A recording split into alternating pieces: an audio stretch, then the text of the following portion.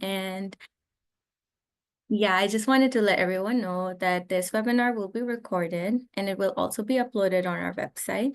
And I am the Senior Research Associate at Illinois Action for Children. And I'm really excited to share our findings from the Illinois Parent Survey Panel with everyone. Just some housekeeping notes that I wanted to make, that we will have Spanish translation live as well. And we just dropped a note in the chat regarding that. So whoever wants to tune into that, please feel free to do so. And the presentation will be in English today, but we also emailed out the slides for English and Spanish presentation this morning to everyone who has been registered, so you can follow along at your own pace as well. I just wanted to tell everyone about the format for today's webinar. I will be presenting for about an hour or so, and then we will have a 5-minute break, and then we would have breakout rooms and have a small discussion on discussing all the findings and see what people's thoughts and opinions are on them. And so I guess I'll pass it on to Angela.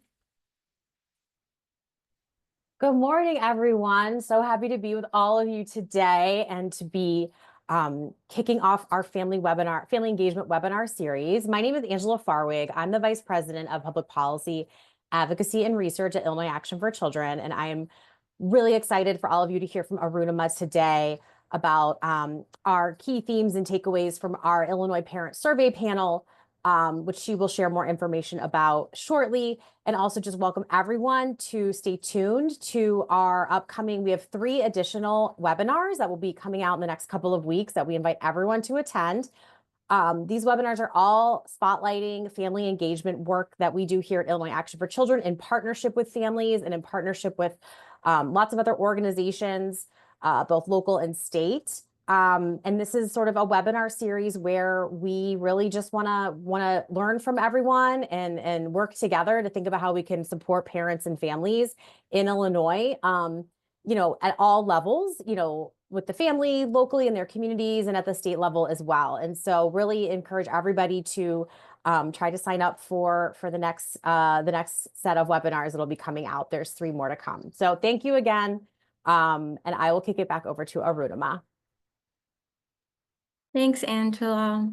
I'll dive right in because we have a lot to cover. So please let me know if you can view my screen, and I am starting to present right now. Can everyone see my screen? Okay, great. Awesome. Yeah. So hi, everyone. This is our first webinar for the Family Engagement webinar series. And today I will be talking about the Parent Survey Panel. So I just wanted to talk a little bit about what the Parent Survey Panel is for those who haven't heard of it before. So the Parent Survey Panel is a first of its kind in Illinois, where we are gathering essential and ongoing information from parents about what it is like to raise children in Illinois. We do so over a series of quarterly surveys with our partner Rapid at the Stanford Center on Early Childhood. What we're trying to understand is all of their joys and challenges and hopes and priorities that come with being a parent at this current day and age in Illinois. We're hoping that our findings would help us elevate parents' voices and also inform policymaking and programs across Illinois. I wanted to set the context about how we are framing the Parent Survey Panel. Illinois Action for Children's philosophy is strong families, powerful communities. How I interpret this is by understanding that to support a child, we need to attempt to support and empower the families and communities that are going to take care of the children. And based on that, we have structured our surveys naturally around that. Our first survey talks a little bit about the parents who make up the panel. We talk about What kind of lives do they live? What are the challenges that they're experiencing? What is supporting them? What are their hopes, and what makes them proud of their children? Our second survey naturally made us curious about the kind of lives parent lives in the family unit. How do they like to spend time together as a family? What are their family routines that they might have? Our third survey became more about the informal network of care and support that they receive from people that are not part of their immediate family. And that could be their friends, there could be their larger family members, or just a network of people that they meet on a more regular day-to-day life. And lastly, our fourth survey, we zoomed out and we asked a question about the kind of communities that parents live in and belong to. And I understand this as a very multi-directional system of care and support. And when we work on one layer, it creates ripple effects on other layers as well. So strengthening parents and families will impact the communities as well. And when we channel more support to communities, it helps increase the standard of life that parents and families experience. And that also goes on to impact the kind of support systems that they belong to and they can offer support to as well. Which makes a case for addressing each layer and having a very holistic approach to how we want to care for children. And I just wanted to note that while we won't be talking a lot about the government, it is a really important pillar of support that parents require as well. And they usually step in when communities or social support systems are not able to provide the care or support that they need at that moment in time.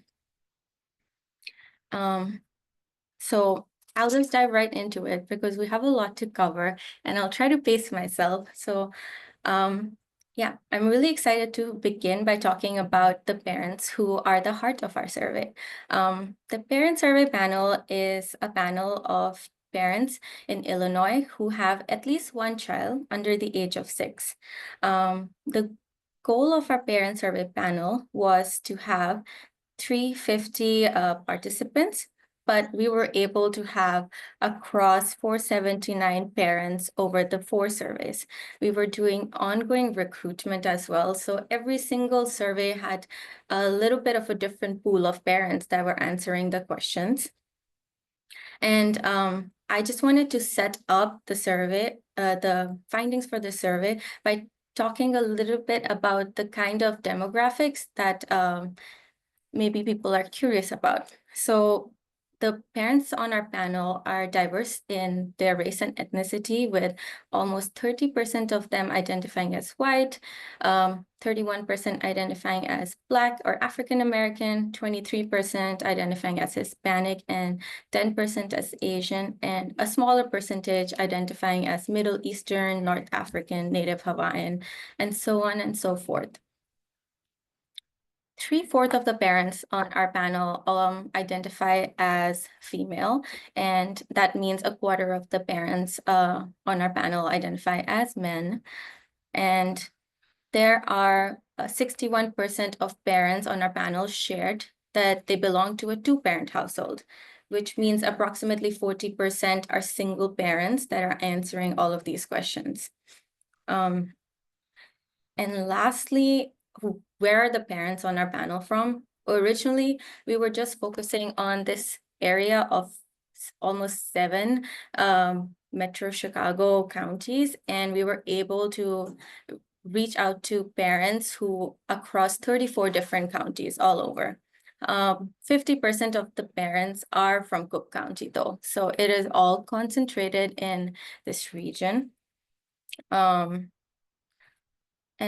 that is also, I will try to monitor the chat, but and I'll take a break once in a while. But if anyone has any question, maybe we could wait till the end of every section and I'll ask for questions. Okay, I wanted to begin by setting up and centering the parents' hopes that they have for their children.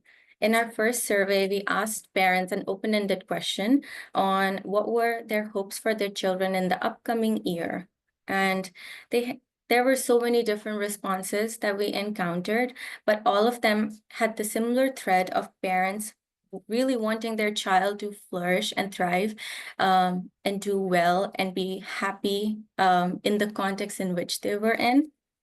And there were many different ways in which they were approaching that, by cognitive development, by wanting them to learn more words or doing really well in kindergarten, or emotional development, such as having more friendships, being able to process their emotions, being able to process their speech, and learn the alphabet, learning how to walk.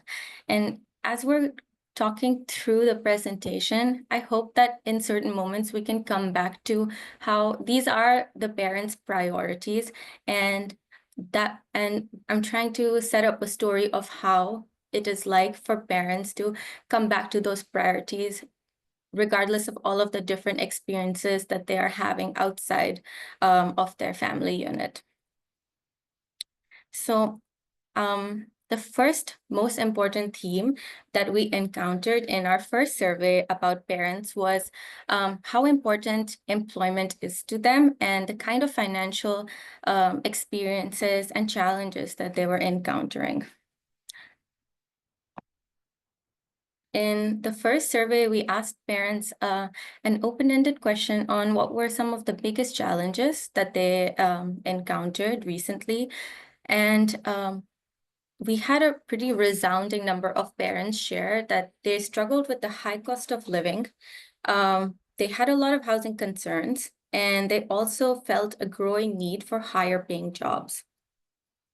A parent shared that their biggest concern is that the economy is not getting any better, that everything is going up, and they fear that they might lose their home. Another parent shared that their biggest challenge is not having enough food, not being able to pay for childcare, not having transportation because of vehicle issues, and not having money to pay for auto repairs. There were many other challenges that parents mentioned, such as childcare stress, interpersonal relationship stress, or having some level of difficulty paying for the very basic needs, such as food and transportation. And there were so many of these issues that were overlapping and bleeding onto each other. And they impact each other and create an amalgamation of challenges that parents are experiencing. But many of them would stem from financial challenges that they had. So we asked parents in our first survey itself how hard it had been for them to pay for some of the very basic needs. Those are, again, utilities, medical bills, food, and approximately a fourth of the parents said they had a hard or a very hard time paying for those basic needs. We also asked them what were some of the needs that were hardest to pay for, and almost a third of them said that utilities was the hardest to pay for, and a fourth of them mentioned housing. Another needs that were really hard to pay for were diapers or baby formula, food, and childcare. And what really came out as a theme was also how important and necessary employment is to them. And this is a big pillar of support for them to be able to take care of themselves. On our panel, 47% of parents shared that they are in a two-person employed household, and 34% of them said that there is one employed parent in their household. And while it might be very intuitive for us to understand, but I thought that this chart was really stark in seeing how, as the number of employed parents in the household decreased, the proportion of parents that were experiencing major or extreme problems was increasing drastically. And a parent's employment goes way beyond assisting them in financially, even though that is the most important caveat for them. There are a lot of job benefits that they receive. And it was really interesting to see what were the job benefits that parents really valued. So we asked parents to rank 3 of the top most important job benefits that they thought were important to them. And we also then compared it to the benefits that them or their partner was receiving. Parents thought health insurance was really important, and they were also able to, a good majority of them were able to receive that benefit. However, where the difference starts happening is issues such as paid time off, where a lot of parents consider it really important, but there is a drop in parents that are able to receive that benefit. A flexible work schedule was also one that stood out to me, as well as childcare related benefits. 50% of them, which is half of the parents on our panel, thought it was really important, but only 10% of them shared that they were receiving that benefit. And childcare benefits look like having some on-site childcare for them. So that would be in their workspace, or it could also look like having reimbursement for their childcare. And while jobs offered a lot of benefits to them, there were also a lot of challenges that came with being a working parent. We asked parents an open-ended question on what were some of the biggest challenges that they experienced as working adults. And one answer that really stood out to me was parents want to spend a lot of time with their children, but they're unable to do so because of their busy and packed work schedules. A parent shared that giving my son my attention and energy and being present with him has been a big challenge for them. Work took all of their best hours and left them stressed and exhausted. Other issues that parents talked about was being able to find childcare that would suit those work schedules. And that could be childcare that requires some flexibility, or childcare that is offered during non-traditional hours, which is beyond the time of 6 a.m. to 6 p.m. Monday to Friday. And another issue that parents talked about was having some difficulty managing all of the different plethora of responsibilities that they have, be it at home or in the workspace, or when it comes to taking care of their children or other family members. One parent shared that their biggest challenge was time. There's simply not enough hours in the day for them to work, take or pick up their kids to or from school, take or pick them up from extracurricular activities, make home-cooked meals, clean, help them with homework, have some time with their family, and so on and so forth. And all of those challenges impact parents' mental well-being, which is a question that we were asking parents throughout all 4 of these surveys. We asked parents all throughout how often they experienced emotions of stress, loneliness, anxiety, and depression. And in these bar charts, we are only describing the percentage of parents experiencing a frequent amount of these emotions. So for parents who were experiencing anxiety or depression for more than half the days or nearly every day, that is 13% of parents experiencing stress, and 9% of them experiencing loneliness, 9% of them experiencing anxiety, and 12% of them sharing that they experience some form of depression. Overall, 21% of the parents on our panel experienced at least one or more types of these emotional distress at a frequent level throughout the past month. And just to see how intertwined our mental well-being is to our ability to take care of ourselves financially, we wanted to compare parents who were earning low income to parents that were earning moderate income and see their levels of emotional distress on a monthly basis. We're defining low income here as parents that are 200% at or below the federal poverty level, which would be approximately $60,000 for a family of 4. And moderate income are people that are earning above that level. And we see that lower income people are experiencing almost 6 times, they're almost 6 times as likely as moderate income parents to experience that level of frequent emotional distress.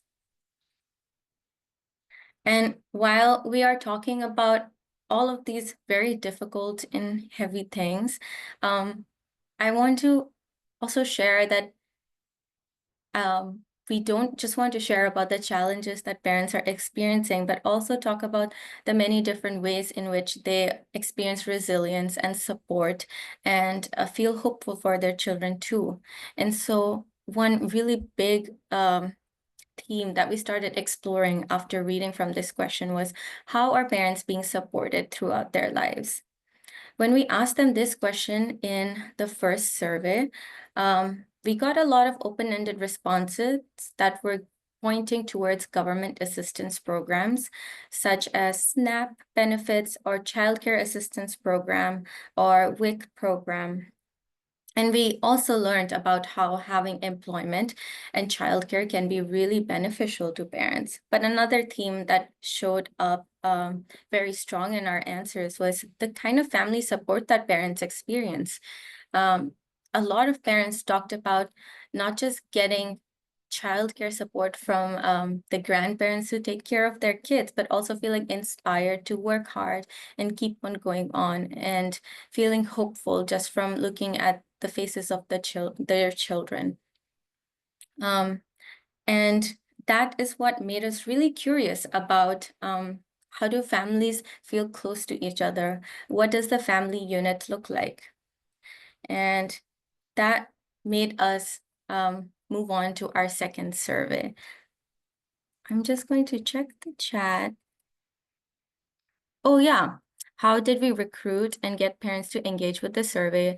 So we mostly recruited parents from the help of our partners, and we were able to also tap into a lot of parents that were using the childcare assistance program. And we basically sent out a lot of cold emails, and we tried to sample parents based on making sure we can get as close to what the population looks like when it comes to race and demographic and income levels.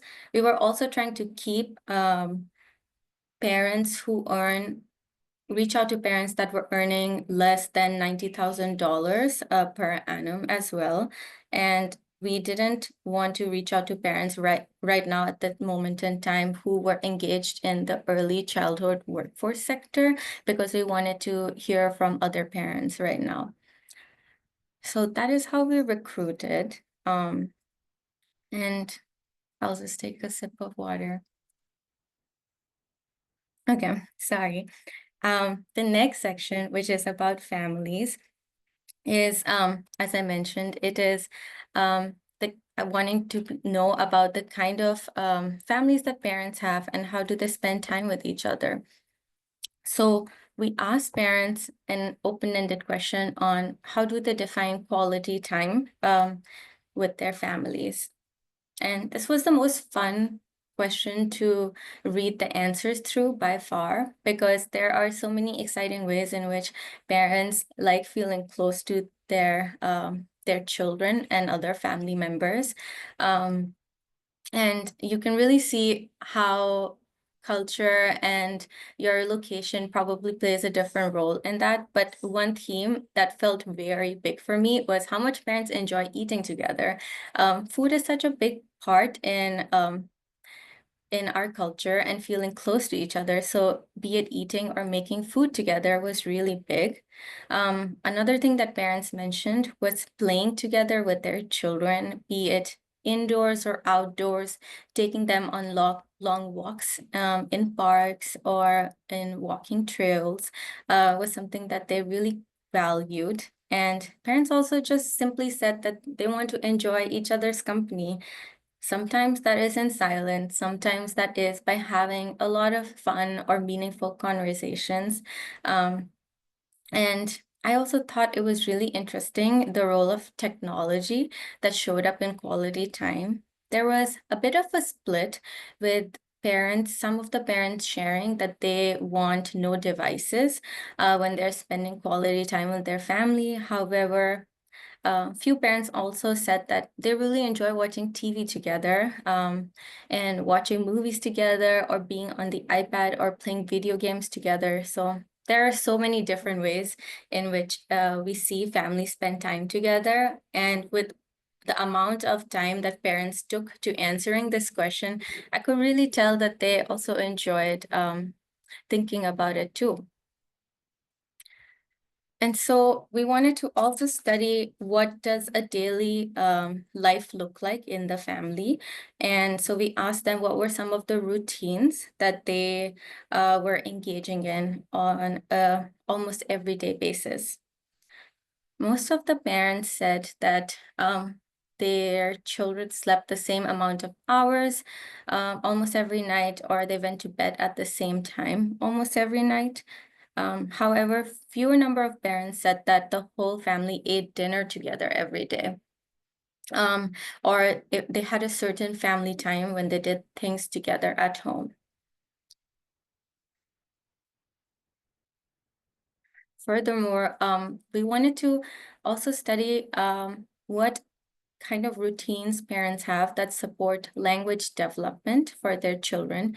So we asked parents, how often do you tell stories to your kids or read to them or sing to them? And it was surprising to see that fewer than half of the parents would read to their children almost every day, or would tell stories to their children almost every day and sing to their children almost every day. However, when we grouped these things together to see how often they were doing either of those activities, the number jumped to 72% of parents doing either of those every day. And so different families have such a different approach to how they engage with their children and what routines bring about language development. I also wanted to note that we're looking at such a small slice of their life, which is we're looking at their daily routines. But when we zoomed out to see what does their week look like, the percentages jump up to almost 80% of parents reading to their children at least twice a week. So I just wanted to note that as well. And then we asked parents a question on quality time. We asked parents what were some of their challenges that they experienced with quality time, and 64% of them said they experienced difficulties due to work responsibilities or work difficulties, which was followed by 20% of them sharing challenges due to their mental health and well-being. We also asked parents a similar question in an open-ended way, and a similar theme showed up where parents shared that the stress that they experience due to work and the exhaustion that comes from work is a really big challenge to quality time. And I had this one parent quote to accompany that. A parent shared that my work hours changing and feeling too tired to do a lot after work was their challenge. Working with kids all day and then coming home, trying to engage in fun activities with their own child had become hard for them. And another big thing that influences the kind of life that you have inside your family unit is where you live. In our first survey, we saw that one really big challenge that parents were experiencing were the housing concerns that they had. And so in our second survey, we wanted to ask people to talk a little bit about their housing experiences. We started by asking parents if they rent or own their house, and 57% of the parents on our panel are renters, and almost 30% of them own their current place of residence. And when we asked them if they were ever worried about being late or not being able to pay rent or mortgage, we saw that almost 38% of parents experience some level of worry in being able to pay rent or mortgage. When we asked parents that were not currently homeowners if home ownership was a goal for them, we found that a large majority of them said yes to that. And when we asked them about what were their barriers to home ownership, 80% of them said that they were unable to afford a down payment. 49% said that they poor credit score was a big barrier to them. 46% said that they were not able to find affordable housing available. 32% mentioned debt, and 32% again mentioned unable to get a loan. And a few parents also mentioned job insecurity as being a big barrier to home ownership. And that brings us to the end of our second survey section. I will just try to monitor the chat. Okay. While we're not able to share all of our survey questions, we have all of our presentations for the 4 surveys up on the website, and I really encourage everyone to take a look at them because they dive much deeper into the research that we have done, and I think it's a really good resource to learn a little bit more about something that you pick up on this presentation, and you're curious to see what parents are saying about it too. Okay, so this is our third part of the survey where we wanted to learn about what goes beyond their immediate family for parents. Who are the people that are surrounding them, and how do they support and care for them right now? We wanted to do so by thinking about parents as active participants in these social support systems where they're not just receiving a lot of care from other people, but they're also offering care to them too. And together, this builds a very extensive yet informal network of care that they experience. This is my favorite section, and I thought that it was really interesting to see the many different ways in which parents are supported and are supporting other parents. We asked parents, do they have friends, family, or a network of people that they can call on for the following forms of support? While more parents were able to say that they receive emotional support and parenting advice from others, fewer number of parents said that they received some form of financial support, and even fewer shared that they had backup or emergency childcare support. When we asked parents what type of support do they give to family, friends, or others in their social network, I thought that was even more interesting.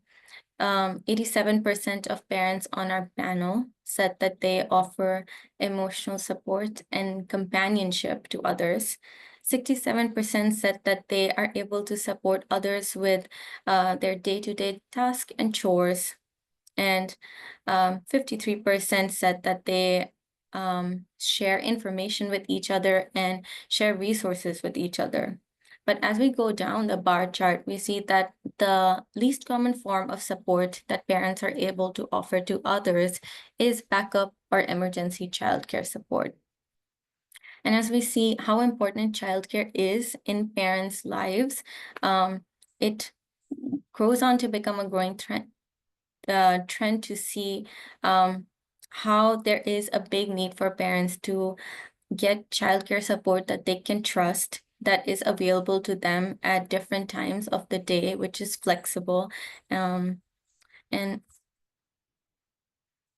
I just wanted to talk a little bit about who are the people that parents turn to for social support.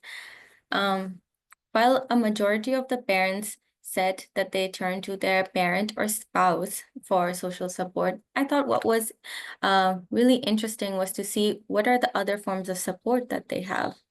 60% of parents said that they have friends, neighbors, or coworkers that they can lean on. 53% shared that they have a community center or organization, and 19% mentioned members of a parenting support group, and 10% mentioned members of a religious or support group. Almost half of the parents were turning to their health or mental health professional for support as well. And 43% leaned on their family members. 10% of them mentioned leaning on their children for support. And 4% of them said that they currently don't have anyone that they can reach out to. What's also interesting to note that parents are tapping into many different forms of support, and approximately 80% of the parents on our panel have more than one form of support that they are receiving through these sources. Another important pillar of support that parents have, which is not being mentioned here, is support from childcare providers.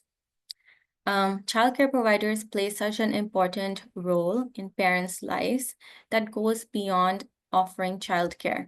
There are many different ways in which they have been able to support parents, and one really big way is for them, 60% of the parents sharing that their providers have helped them find resources for their child's development. 42% of parents said that their providers have helped them flag developmental concerns as well. And this support goes beyond their children as well, because 50% of the parents said that their providers have helped them apply for benefits. Some of them have helped them apply for healthcare and also find employment. And lastly, for almost 40% of parents were supported by connecting with other parents because of providers. And so when we are thinking right now in this moment on time on how we can best support parents, another way is to support providers. One way to reach parents is to be able to offer providers all the tools and resources that are needed for them to be able to care for and support families and children alike.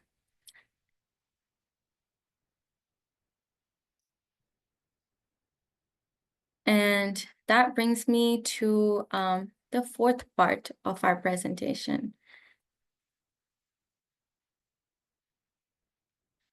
Okay. So the fourth part of our presentation is zooming out to see what kind of places do parents live in. I know that for me, the neighborhood that I live in is really important because it helps me see what kind of grocery stores that I have, what kind of access to nature that I have, are there any hospitals nearby me? And it becomes even more important when you are raising a child, what kind of access to services and supports that you have in your current area and neighborhood. And that is something that we wanted to understand better and contextualize for our parents. So we started by asking parents another open-ended question on what do they like about their current area and neighborhood. A lot of parents shared that they really like that the neighborhood is quiet and peaceful. One parent shared that it's mostly clean. I feel somewhat safe. It's a multicultural neighborhood. It's peaceful. It has great schools and mostly friendly faces. Another big theme that really mattered to parents was the kind of people that lived around them. They really care. It really mattered to parents that they had neighbors that were trustworthy, friendly, and caring individuals. One parent mentioned that their neighborhood is like a village to them where they care for each other deeply. Another parent mentioned that there are a lot of kids for their daughter to play with, and it is safe enough so that they can play together without needing close adult supervision? I like this question because it doesn't just talk about what parents like about their community, but about also what matters to them about their community too. And when they have a quiet and peaceful neighborhood with people that they can trust and feel close to, that really matters to them and means a lot to them. And so I wanted to begin by talking about something that we have touched upon before, and is such a big part in parents' life, which is childcare. Over the 4 surveys, there are a lot of ways in which we have asked parents about childcare. And in this particular section, I'm going to limit that to just thinking about what it is like for parents to find childcare and access childcare as a service. To set a little bit of context about the parents on our panel, approximately 70% of them use some form of non-parental childcare for their children under the age of 6. Almost half of them are using a center-based childcare, and a fourth of them are using home-based childcare. Especially, they use unpaid and paid family, friend, and neighborhood care. And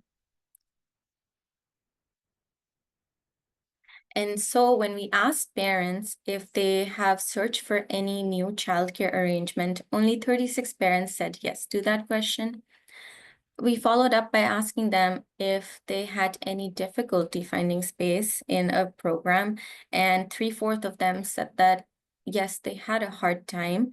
And of those parents, 92% of parents said that this impacted their ability to work as well.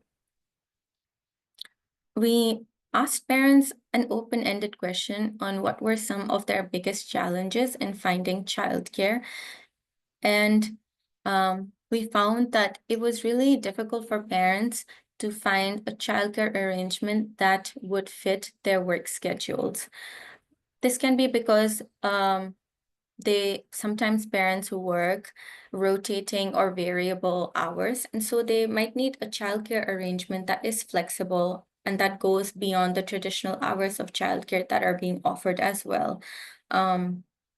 Another big reason why parents had a hard time finding childcare was because of affordability. They struggled to find a childcare arrangement that was reasonably priced sometimes. A parent shared that there are not many people that you trust with your childcare, and care on the weekends is slim. Another parent mentioned that financially, they cannot afford childcare and they don't qualify for income help, so they have to stay at home with their children. I also want to state that when parents did have childcare, a majority of them shared that they find their childcare arrangement to be very reliable and also work well with their schedules for the most part. And so when they do have childcare, they care about that arrangement a lot. And so the fact that they are having a hard time finding an arrangement that suits their work schedules right now could be a very big pressure point for them. Another important service that we wanted to learn more about was healthcare. The majority of parents and their children on our panel have some form of health insurance coverage. We asked them if they felt satisfied with the availability and access of healthcare services in their communities. And while most of the parents on our panel were satisfied with the pediatric services they had, the gynecology services they had, or the primary care and general care services they had, but we found fewer parents satisfied with dental care as well as mental health services. Again, that's a growing theme throughout all 4 of our surveys, where parents are experiencing a lot of mental stress and hardship, and it becomes really important for them to have access to those mental health services.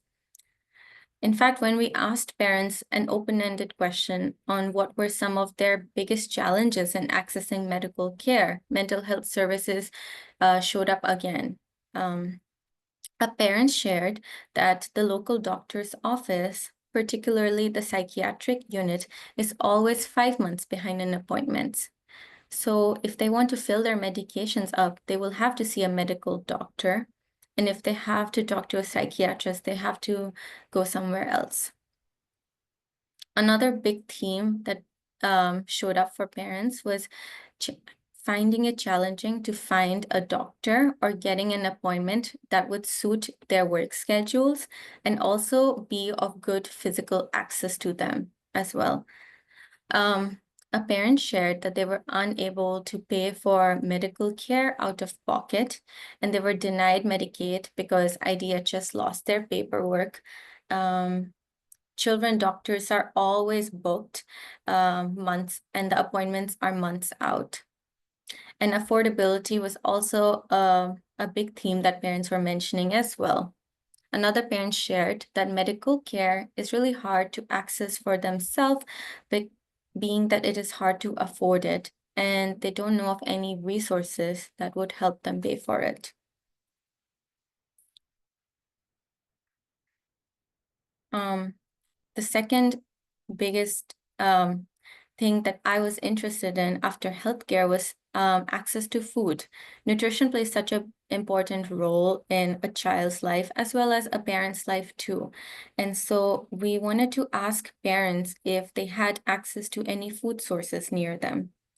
While in total, 80% of the parents on our panel said that they do have a supermarket or grocery store near them, that differed based on the kind of area that you live in, which is impacted by the income bracket that you fall under.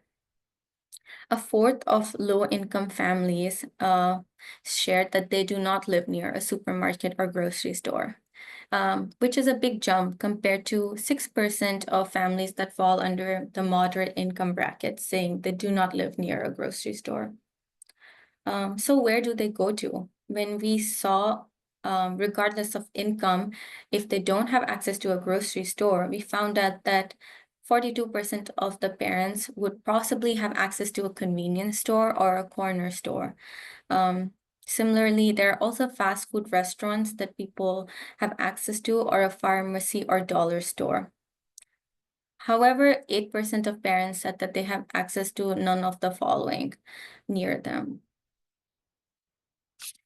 And while it's really hard for parents to travel to be able to get groceries, oftentimes that is far away from them, how well is our communities connected?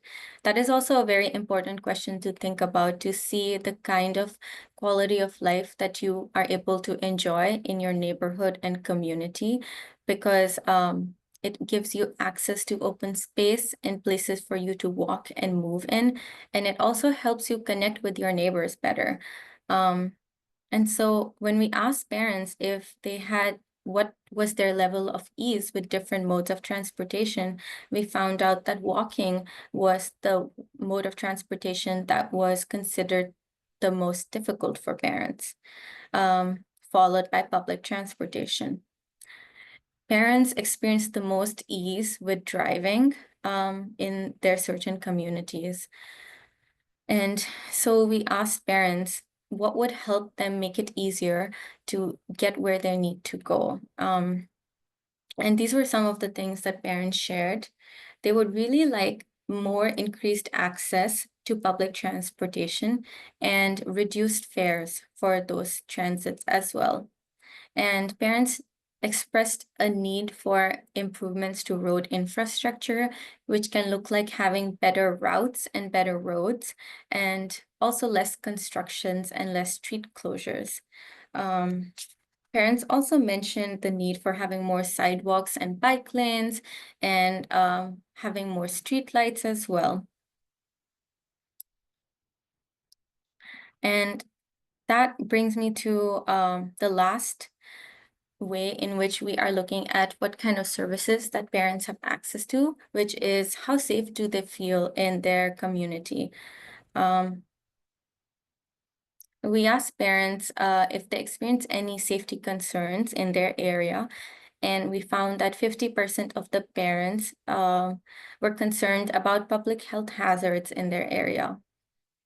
When we look further into it, and we asked parents about their concerns when it came to environmental quality, approximately 60% of the parents said that they're mostly concerned with cleanliness and public upkeep of the area, and fewer percentage of parents were particularly concerned with air pollution and noise pollution and waste management.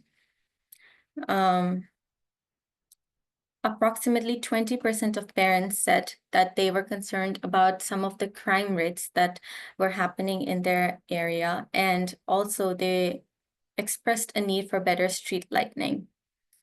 22% of parents said that they didn't have any concerns in the particular area that they lived in. And that really shows up when we ask parents an open-ended question on what do you wish was different about your community. We saw parents sharing that they really wish that their communities felt safer to them. A parent said that they wish that more people cared about their children's education, and they wish that their community didn't experience gun violence so that they could feel more comfortable walking outside with their family. Something that parents also wished for was having more affordable and free amenities for children and families alike. A parent shared that they wish that their community was less expensive. The cost of living has skyrocketed, and they would like for their toddler to attend a school in this neighborhood, but they don't know if they can afford it in a few years. And what were those specific resources and amenities that maybe parents would like to see more of?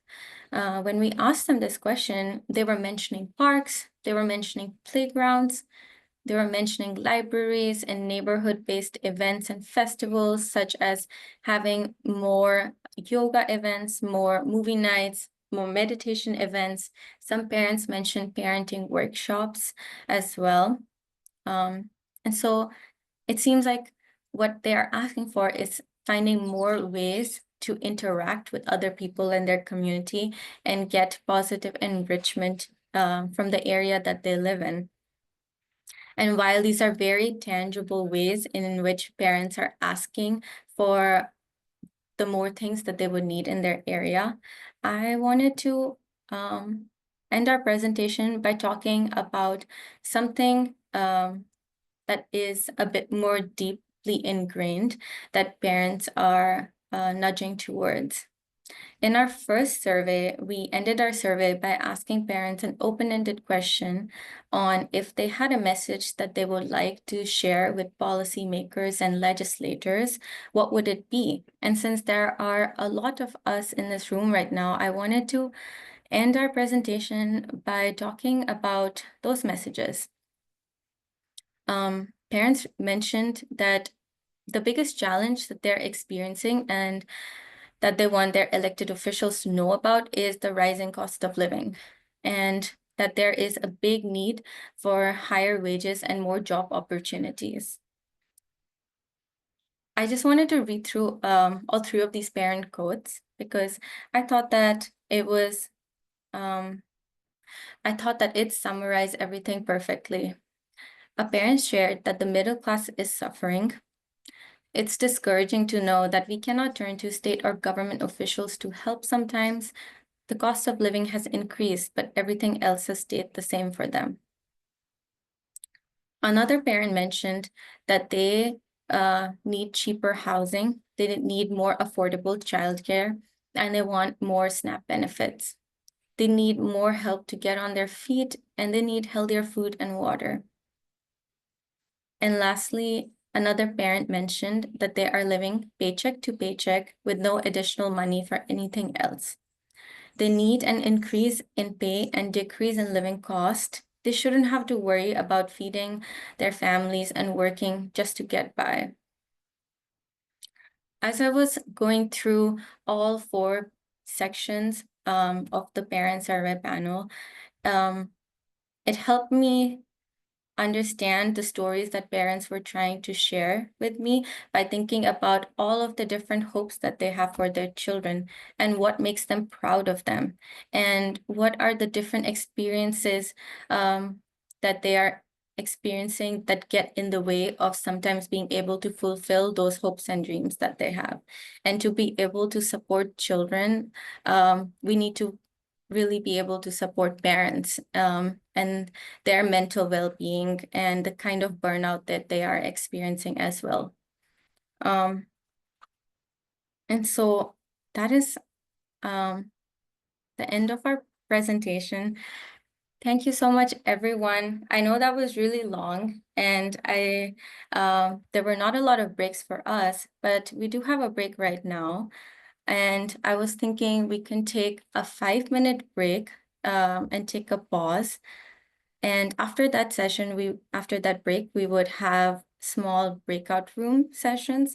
And for people who would like to participate and talk a little bit more about the findings, please feel free to do so. But if you feel like you want to step out and get that half an hour back into your workday, please feel free to do so. Thank you so much for coming, and we would love to know if you have any questions for us. So please feel free to reach out to us as well. Thank you.